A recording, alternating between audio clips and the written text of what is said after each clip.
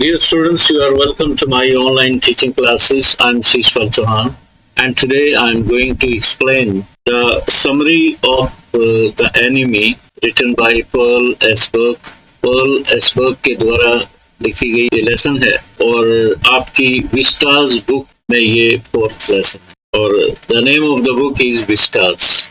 Doctor Sadao Hoki और Hana और doctor Sadao होकी के फादर यहाँ पे कैरेक्टर्स हैं, मेन कैरेक्टर्स हैं और साथ में जिक्र आता है एक जनरल का, जो जनरल टाकीमा है, जापानीज आर्मी के जनरल हैं, उनका जिक्र आता है। जैसे ही चैप्टर शुरू होता है हमें सदाव होकी के घर के बारे में पता लगता है जो कि समुद्री तट पे है और डॉक्टर सदाव होकी अक्सर यहाँ पे खेला करते थे, बचपन यहाँ बीता है, पेड़ों पे चढ़ के इधर उधर भाग के, जैसे आमतौर पे बचपन गुजरते हैं उस तरह का डॉक्टर सदाव ने भी अपना बचपन यहीं पे समुद्र तट के पास इनका घर है और ये अक्सर इन पेड़ों पे चढ़ते थे, जैसे जो पाम ट्रीज होते हैं उन पे बिना शूज के चढ़ना और उतरना इनका शौक रहा था। और फिर डॉक्टर सदाव हमें अपने फादर के बारे में परिचित करते हैं। कहते हैं कि उनके फादर काफी स्वीयर थे, सख्त थे, उन पे टाइट रखते थे सदाव होकी को। And his main concern was education, doctor Sadao's education. He was always worried about his sons education. अपने बेटे की एजुकेशन के बारे में हमेशा चिंतित रहते थे कि कोई उसमें विघन ना हो, कोई अड़चन ना उनकी एजुकेशन में है। और इसी वजह से he never shared any joke with doctor सदाव। अपने बेटे से सदाव से उन्होंने कभी भी कोई जोक शेयर नहीं किया। He never laughed with him, कभी हंसे नहीं, ताकि एक इम्प्रेशन उनका बना रहे और अपने बेटे पे उनका एक जो फियर होता है थोड़ा बहुत पेरेंट्स का, वो बना रहे। उन्हें चिंता यही होती है कि अगर वो उनसे खुल गए, ज़्यादा कम्युनिकेशन अधिक हो गया तो शायद बेटा उनका उसको अदरवाइज ले ले और अपनी स्टडीज में वो फोकस ना कर सके और अपने फादर की बात ना माने। शायद यही कारण रहा होगा। और हमें ये भी पता लगता है कि डॉक्टर सदाव के जो फादर थे, he was a great patriot थे। He never used anything that was not made in Japan. Japan में कोई चीज जो बनी ना हो, जो मेड इन जापान ना हो, उसको कभी यूज नहीं किया। इवन उनकी जो चेयर होती है तो वो जापान की ही बनी हुई थी, मेड इन जापान थी। अगर कोई और चेयर उन्हें मिल जाए तो कभी ना बैठे उन पे। तो उनके रूम में जो फर्नीचर है, जो भी वस्तुएं उसमें मिलती हैं, all are made in Japan. तो एक पैट्रियोट थे, बेटे के बारे में बहुत चिंतित थे। और जब डॉक्टर सदाव, डॉक्टर बाद में बने, पहले जब ये 22 साल के थे तो इन्हें अमेरिका फर्दर स्टडीज के लिए भेज दिया गया ताकि वो वहाँ से सर्जरी सीख सके और डॉक्टर बन के आए। डॉक्टर सदाव कहते हैं कि वहाँ उनका मिलन हना से हुआ, मेल हुआ, मीटिंग हना से मिलना हुआ, जिसकी वजह से हना से ही उनकी दोस्ती होती है। प्रोफेसर हैले के घर में वो रहते थे टेनेंट के रूम में। और हालांकि प्रोफेसर हैले की जो पत्नी थी बहुत ही काइंड थी, परंतु वोल्यूबल थी, बहुत अधिक ऊंचा बोलने वाली। इससे ये परेशान होते थे। और जो फॉरेन स्टूडेंट्स उनके घर में रहते थे उनकी देखभाल बहुत अच्छे से ये मिसेस हैले, जो प्रोफेसर हैले की पत्नी थी, वो किया करती थी। और डॉक्टर सदाव ये भी इस लेसन में बताते हैं कि कितनी वो काइंड थी। कई बार उनकी काइंडनेस उनको इरिटेट भी करती थी, वो थोड़ा परेशान भी हो जाते थे मिसेस हैले की वजह से। और खाना उनका बहुत अच्छा नहीं होता था। तो सदाव ये भी मेंशन करते हैं कि अगर हना उन्हें वहां ना मिली होती उस ग्रुप में, जिसमें वो प्रोफेसर हैले से पढ़ते थे उसमें ना मिली होती, शायद वो कभी भी मिसेस हैले के घर में कभी न रहते एज ए टीनेजर। तो इस प्रकार से डॉक्टर सदाव होकी प्रोफेसर हैले के बारे में, जहाँ वो फिजिक्स पढ़ते थे, उसके बारे में बताया। मिसेस हैले के बारे में बताया कि नॉइजी थी और खाना भी अच्छा नहीं था, but she was very very kind. Kindness इतनी थी कि वो थोड़ा बहुत एग्जेजरेट हो जाती थी, एक्सेस में हो जाती थी, और वो थोड़ा इन्हें इरिटेट करती थी। एक बात और मेंशन करते हैं आगे चल के, डॉक्टर सदाव मिसेस हैले के बारे में कहते हैं कि जब वो बीमार पड़े थे, लास्ट में ये चैप्टर के बिल्कुल लास्ट में ये बातें आती हैं, जब वो रिकॉल करते हैं लास्ट में सभी अमेरिकन को जो भी उनके दिल के करीब थे, तो कहते हैं कि जब वो उन्हें निमोनिया हो गया था तो उनकी देखभाल प्रोफेसर हैले की पत्नी नहीं की थी, तो इस वजह से वो उन्हें बुला भी नहीं पा रहे। और वहां पे जापानीज को एज ए टीनेंट रखना बहुत मुश्किल था। कोई भी अमेरिकन किसी जापानीज को एज ए टीनेंट नहीं रख रहा था, और ये प्रोफेसर हैले की ही पत्नी थी जिन्होंने इन्हें रख लिया था एज ए टीनेंट। तो he is also thankful in this manner.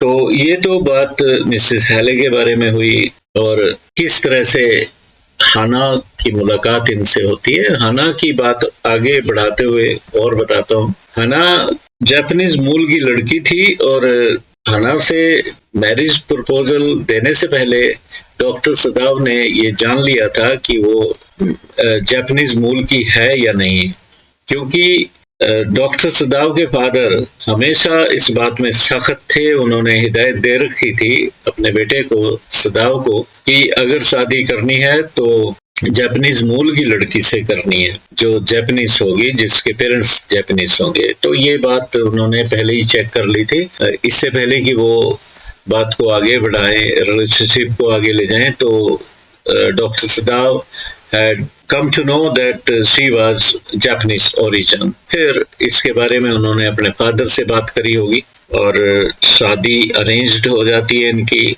हाना की और डॉक्टर सदाव की, और बिल्कुल जापानीज अंदाज में अरेंज्ड मैरिज होती है। और सदाव 30 साल की उम्र में हाना के साथ जापान लौट आते हैं, फिर इनकी शादी होती है। और मेडिसिन में और सर्जरी में, बल्कि वो साइंटिस्ट बन के भी आए, मेडिसिन और सर्जरी की पढ़ाई करने गए थे, और एज ए साइंटिस्ट भी रिसर्चर बन गया, क्योंकि वो उन दिनों रिसर्च कर रहे थे कि जख्मों को, जो वुंड्स होते हैं, इंजरीज होती है, उनको कैसे क्लीन किया जाए। उन दिनों में शायद ये एंटीसेप्टिक वगैरह नहीं होते होंगे, जिनसे किसी के जख्म पे हम एकदम एंटीसेप्टिक की सेप्टिक ना हो जाए, इन्फेक्शन ना फैल जाए, तो एकदम एंटीसेप्टिक लगा देते हैं। तो वो उसमें अपनी खोज कर रहे थे, इन्वेंशन कर रहे थे।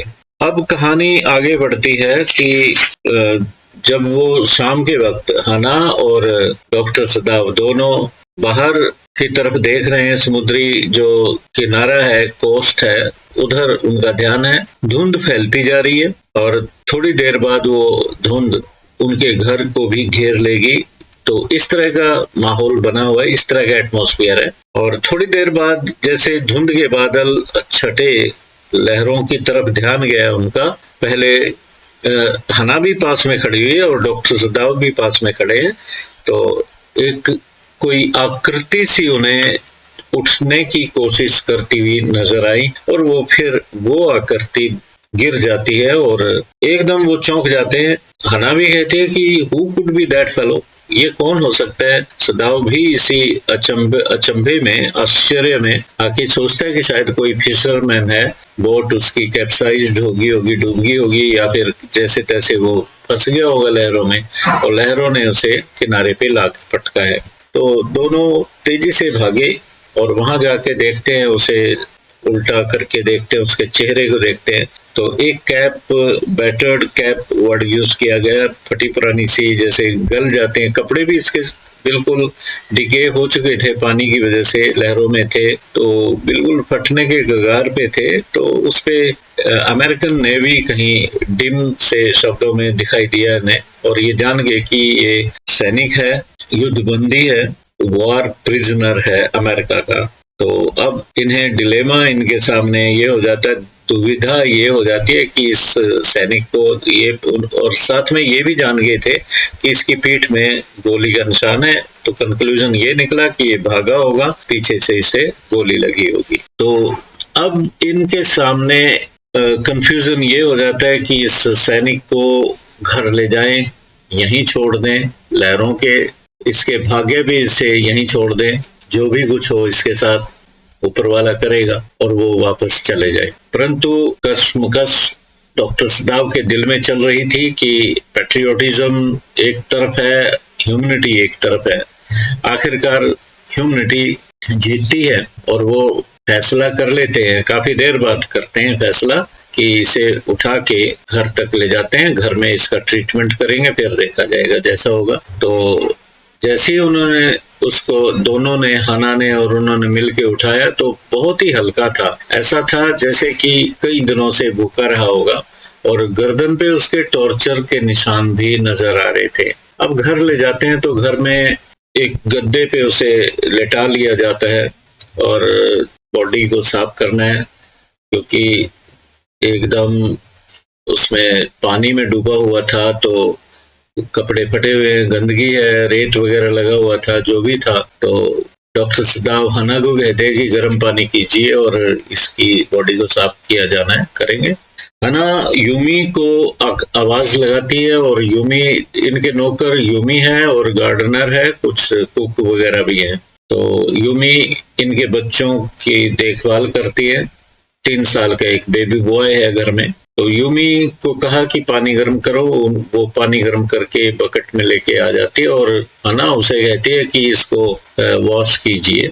और जैसे ही उसने, यूमी ने देखा कि he is a white man है, तो एकदम मना कर देते हैं कि I can not wash a white man को मैं वॉश नहीं कर सकती। तो इस तरीके से वो उसका, हना का कहा भी नहीं मानती। हालांकि हना थोड़ा दबाव बनाती है उस पर, परंतु हना मन ही मन में डरती भी है, ऐसा ना हो कि घर के नौकर बाहर गली में बातें फैला दें कि इनके घर में एक युद्धबंदी है। और किसी एनिमी सोल्जर को रखना, हार्बर करना, शरण देना ट्रीजन होता है, एक देशद्रोह का मुकदमा चलता है, और सजाए मौत भी हो सकती थी उनकी।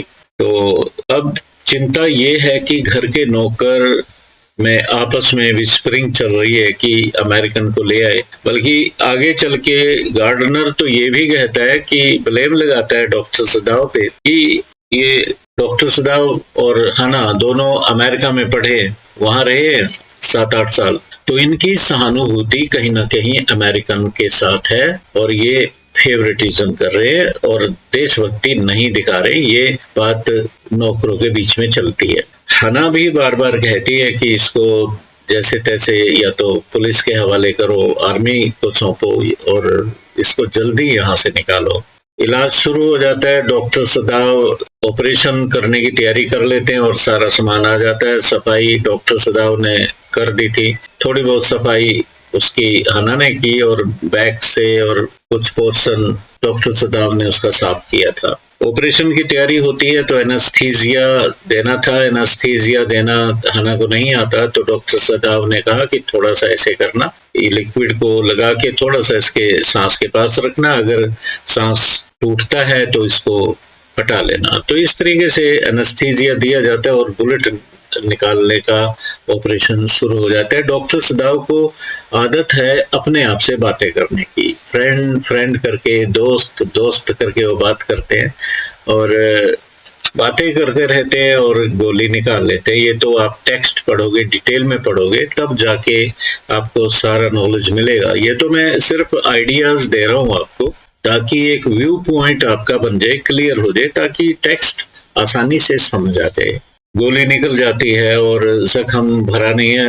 एक फोर्टनाइट का अंदाजा है उनका, 15 दिन में शायद जख्म भर जाएगा। इस बीच जो घर के नौकर हैं वो दिक्कत में हैं, वो जाना चाहते हैं। आखिरकार हना ने उन्हें बता ही दिया, अपने हस्बैंड को, डॉक्टर सदाव को, कि जाने वाले हैं, कहीं ना कहीं ये भागेंगे। और एक दिन 2 घटनाएं घटती हैं। हना अपनी किचन में थी, और इस बीच एक बात और बता दूं आपको कि ये जनरल टाकीमा जो आर्मी के जनरल हैं, उनकी वजह से डॉक्टर सदाव को बाहर नहीं जाना पड़ रहा है, नहीं तो ट्रूप्स के साथ भेज देते हैं, वरना ये डॉक्टर सदाव यहीं पे है क्योंकि जनरल टाकीमा को कभी भी ऑपरेशन की जरूरत हो जाती है और कई बार उनको पेन होता है किसी वजह से, तो डॉक्टर सदाव ही उनका इलाज कर रहे हैं और डॉक्टर टाकीमा को खूब ट्रस्ट है डॉक्टर सदाव पे, इसलिए उन्हें जाने नहीं देते, काफी हेल्प करते हैं उनकी। तो एक दिन क्या होता है कि दो घटनाएं होती है। हना किचन में थी तो देखा कि एक यूनिफॉर्म में मैसेंजर आता है और घर की तरफ आगे की तरफ बढ़ा जा रहा है। तो हना डर जाती है कि शायद नौकर चले गए थे, इस बीच में नौकर चले गए थे और हना तो ये यूमी तो बहुत भावुक हो रही थी बच्चे को लेके, जो 3 साल का इनका बेटा है, और कह के गई थी कि अगर रात को जरूरत पड़े, बच्चा मिस करे मुझे तो बुला लेना। और हना ने अपने एक मालकिन होने के नाते, जो एक ईगो होता है, प्राइड होता है, उसमें मन ही मन में सोचा था बच्चा अगर रोए तब भी नहीं बुलाऊंगी। इस बीच इन्होंने अपने आप ही काम करना शुरू कर दिया था, खाना वाना बनाना, बर्तन साफ करना, जो साफ सफाई होती है, सारा काम शुरू कर दिया। अब क्या होता है, मैसेंजर सीधा चला आ रहा है और हना आगे आगे भाग के तेजी से जा रही है डॉक्टर सदाव को बताने के लिए कि कोई आया। और डॉक्टर सदाव अपने स्टडी में बैठे हुए थे, बुक खोली और बड़े बिजी हो रहे हैं, ऊपर निगाह ही नहीं उठा रहे। अचानक उनकी नजर गई तो एकदम गया, व्हाट्स द मैटर, क्या बात है? और रुखाई से कहा, वो जनरल का जो मैसेंजर था वो सामने खड़ा था। उन्हें नहीं पता था कि जनरल का मैसेंजर है।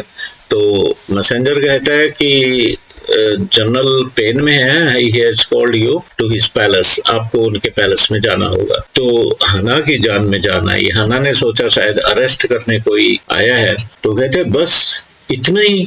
मैसेंजर बड़ा हैरान हो गया, कहता है इतना ही से क्या मतलब, और क्या चाहिए? और वो झेप सी जाती है। Then she feel sorry for that.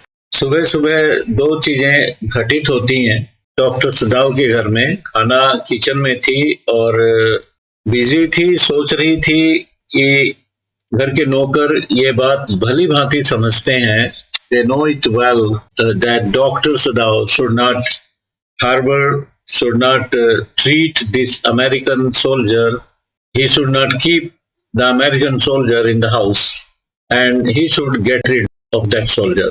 ये बात भली भांति जानते थे कि इससे छुटकारा क्यों नहीं पाते, क्यों मालिक इसको घर में रखे हुए हैं। बल्कि ब्लेम भी लगाया था, गार्डनर ने कहा था कि शायद ये दोनों हस्बैंड वाइफ डॉक्टर सदाव और उनकी पत्नी हना अमेरिका में पढ़े हैं, शायद इस वजह से अमेरिकन के प्रति इनके मन में कोई सॉफ्ट कॉर्नर है, सिंपैथी है, सहानुभूति है। That's why they are not willing to get rid of him. और हना किचन में ही थी तो सामने से दूसरी घटना क्या होती है। पहली घटना तो ये घटती है, उस दिन नौकर सुबह सुबह काम नहीं किया नौकरों ने, और उन्होंने जाने का मन बना लिया था। हना इस बात को जान गई थी और फिर वो सारे इकट्ठे होके, जिसमें यूमी थी, गार्डनर था और भी जो घर के नौकर थे, हना से मिलने किचन में ही आए थे। और हना ने उनको सबको जो उनकी सैलरी थी, पेंडिंग सैलरी थी या रिमेनिंग अमाउंट था, वो सारा पे कर दिया। और थोड़ा कड़ाई दिखाते हुए, एक मालकिन का जो रोब होता है वो दिखाते हुए। और यूमी ने जाते वक्त भावुक हो रही थी, सेंटिमेंटल हो रही थी, बेबी बॉय को लेके, 3 साल का बच्चा है डॉक्टर सदाव और हना का। तो कह रही थी कि अगर बेबी ने उन्हें मिस किया रात को, अगर वो रोया या दिक्कत की तो आप मैसेज कर देना, आप घर जानते हैं कहाँ पे है, बुला लेना और वो आ जाएगी।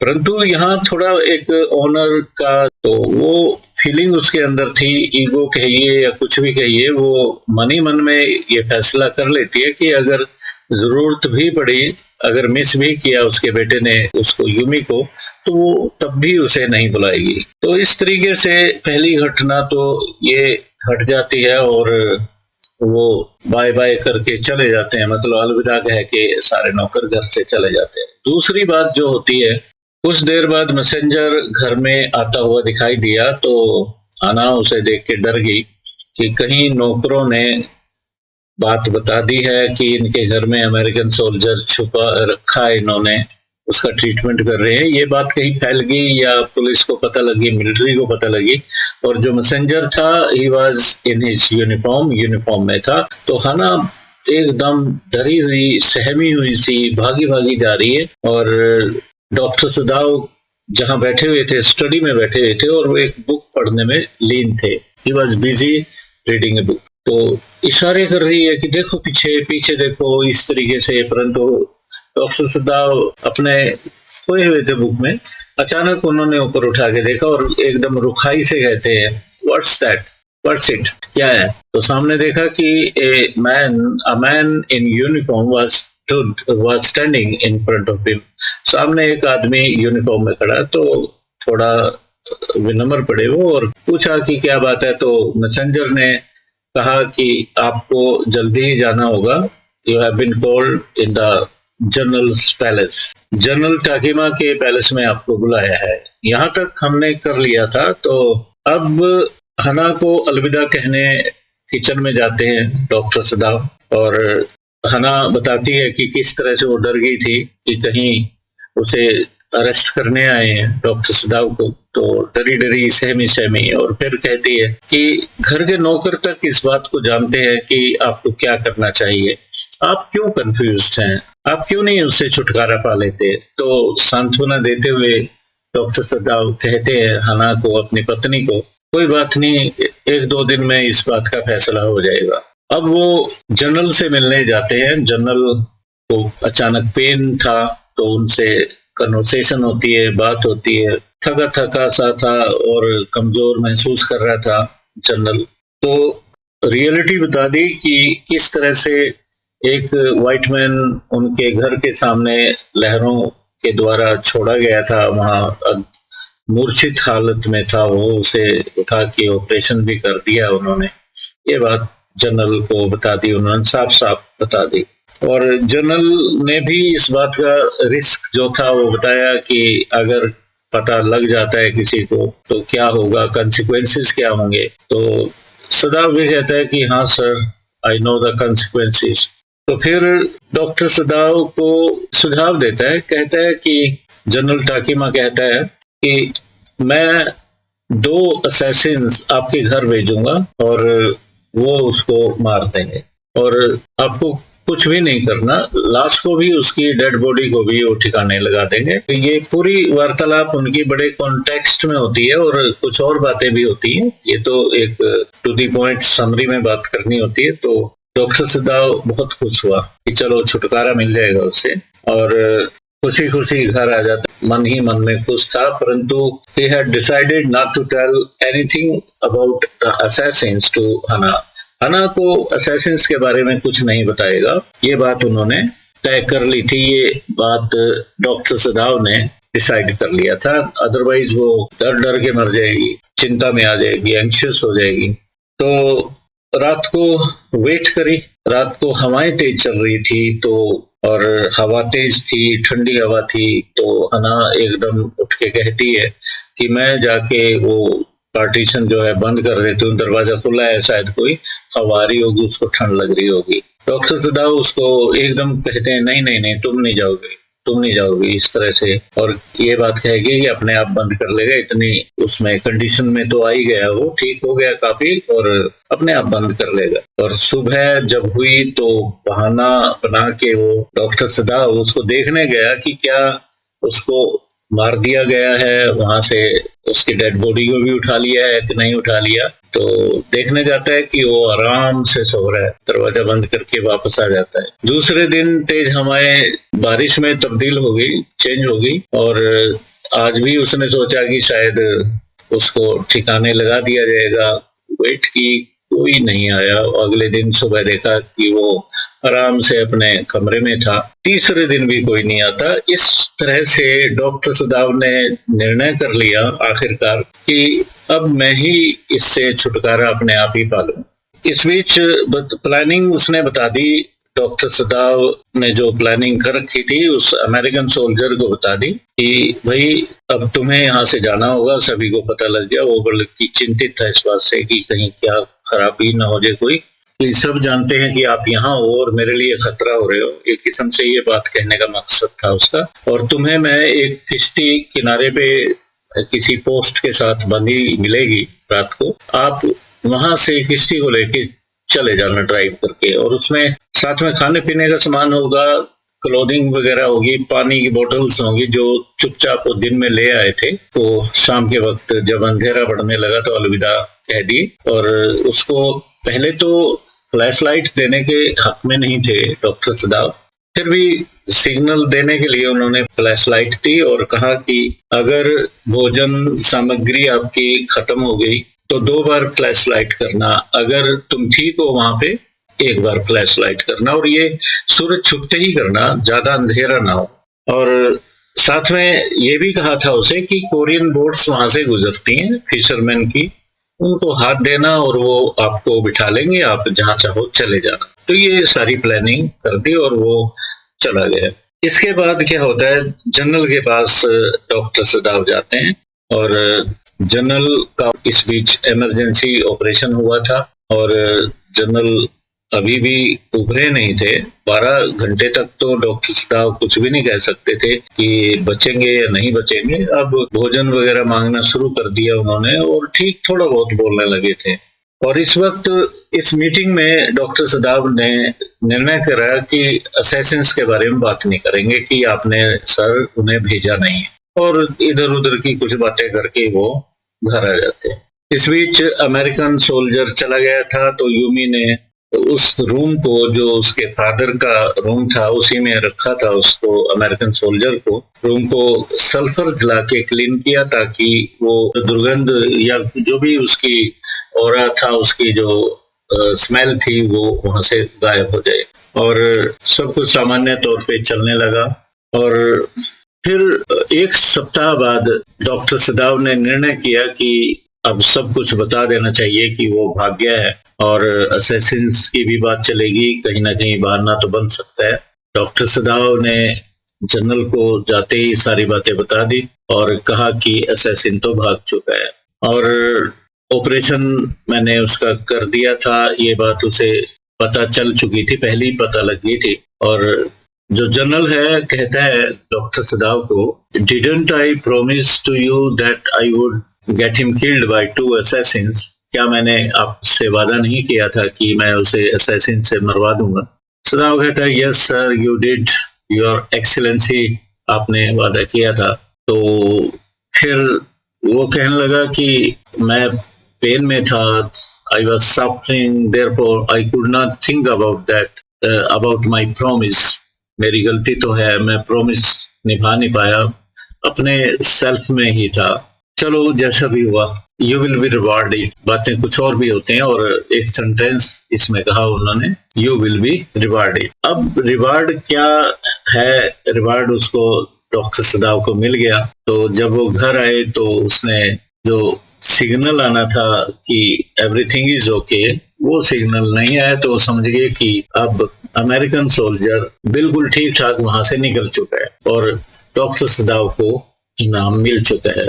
अब रिवार्ड यहाँ पे ये भी पॉजिटिव रिवार्ड है कि वो जाने दिया, जनरल ने उसे मरवाया नहीं। दूसरी बात ये भी हो सकती है कि जनरल ने उसी टापू पे, आइलैंड पे उसको मरवा दिया होगा, क्योंकि दुश्मन सैनिक था, उसे ऐसे तो नहीं जाने देना था, मिलिट्री वाले हैं, तो शायद उसने उसको मरवा दिया होगा। ऐसा भी कंक्लूजन निकाला जा सकता है। तो इस तरीके से ये समरी खत्म हो गई है। एक तरह से आपको एक आइडिया पूरा बन चुका है लेसन का। अब आप डिटेल में टेक्स्ट पढ़िए, बड़े स्लो मोशन में पढ़िए, और अपने पेन को तैयार रखिए लिखने के लिए, कुछ अपनी नोटबुक में पॉइंट्स को नोट करते जाइए और आपके लेसन ये तैयार हो जाएगा। Thank you very much. किसी और लेसन के साथ फिर आऊंगा, और सब्सक्राइब करना मत भूलिए मेरे चैनल को। आमतौर पे वीडियोस भी देखते हैं बच्चे, परंतु सब्सक्राइब नहीं करते। Please do subscribe to my channel and share my videos with your friends. Thank you very much.